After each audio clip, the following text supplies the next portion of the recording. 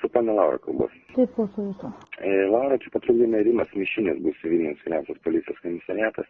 Ką tik šnekėjome su jūsų vyru Robertu. Vakar tai dieną buvo sulaikyti 2 broliai, jaunuoliai, Vilniaus miesto gyventojai, pas kurios yra rasti, taip, Vilniuje.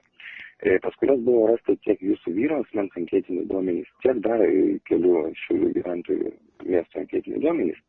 Ir šiuo metu turime tokią tendenciją, kad galimai Šiaulių miesto filialas, dirbantis Swedbanke centrinėme, turime įtarimų, kad galimai banko filialas viešina anketinius duomenis banko klientų. Ir šiuo metu būtent reikėtų atlikti saugumo reikalavimus, būtent panaikinti senosios prisijungimo duomenys iš elektroninės erdvės, kad jie būtų nebeaktyvūs. Nes vakar iš pačio ryto 9:16 buvo bandoma inicijuoti finansinę operaciją iš jūsų vyro sąskaitos. Susiraskite būtent PIN kodų generatorių ir tą vartotojo identifikavimo numerį. Turite su savimi, tai?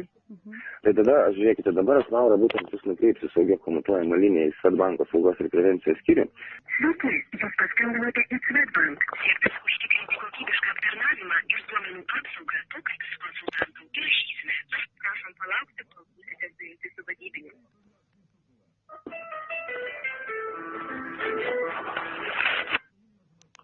Saugos prevencijos skyrius Tomas Petkevičius, klausom jūsų. Labą dieną. Labą dieną. Mane čia sujungė, sakė, dėl Jėzų, nebežinau net ką sakė ten.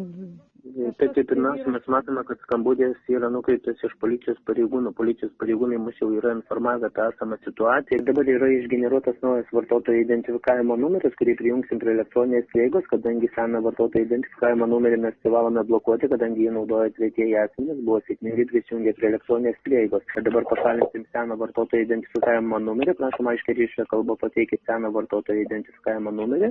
Dabar atjungsim seną vartotojo identifikavimo numerį nuo PIN kodų generatoriaus, prigeneruosime naują, jį aktyvuosime, kad vėliau leistų prisijungti prie elektroninės prieigos. Tai paimkite dabar PIN kodų generatorių. Nurodo čia tos skaičius. Taip, sakykite, dabar kokius rodo skaičių eilutę?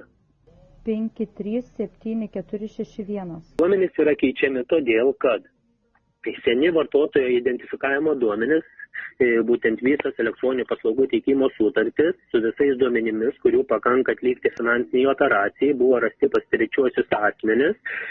Ir kad nenutiktų ir kad toliau neprisijunginėtų, kad nebūtų tai, kad bus bandyta vėl vesti kažkokias piniginės lėšas į kitų asmenų sąskaitas, kad to nenutiktų, tada būtent tuos senuosius duomenys ir blokuojame.